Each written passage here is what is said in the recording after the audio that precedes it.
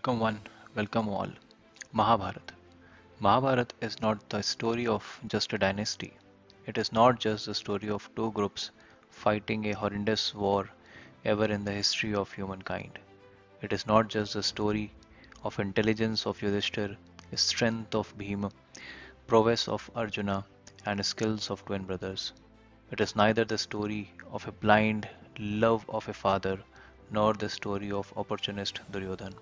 It is neither the story of friends nor of foes. It is neither the story of acumen of Vidur nor only the Gita Gyan of Vasudev. The story goes before the coronation of Shantanu, even before when Ganga first requested Prateep to accept her.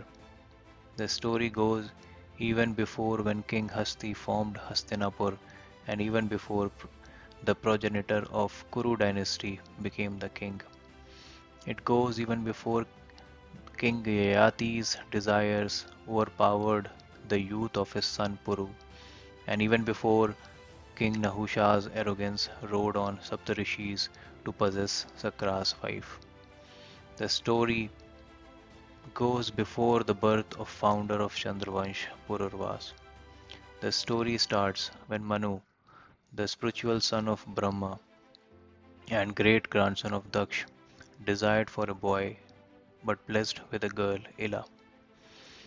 Let us all begin our story, our journey of Mahabharat when Shantanu was coronated as king.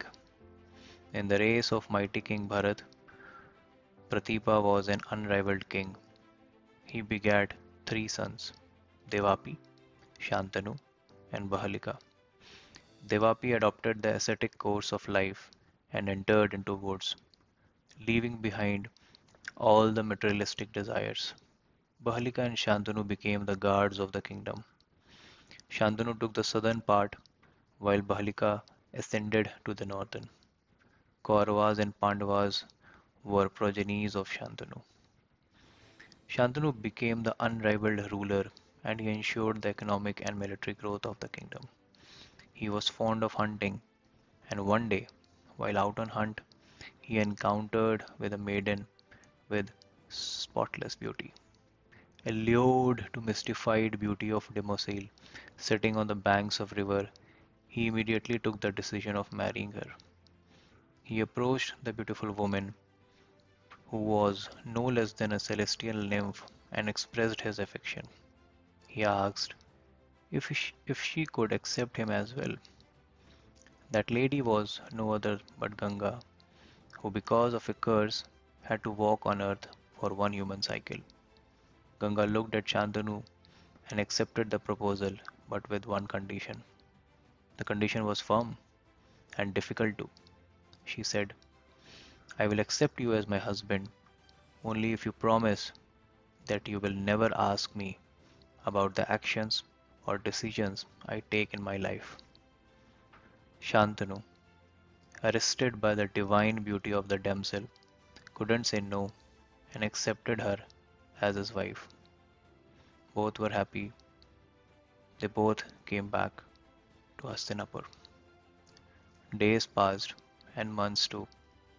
Ganga gave birth to first son of Shantanu. Shantanu was excited. He was elated.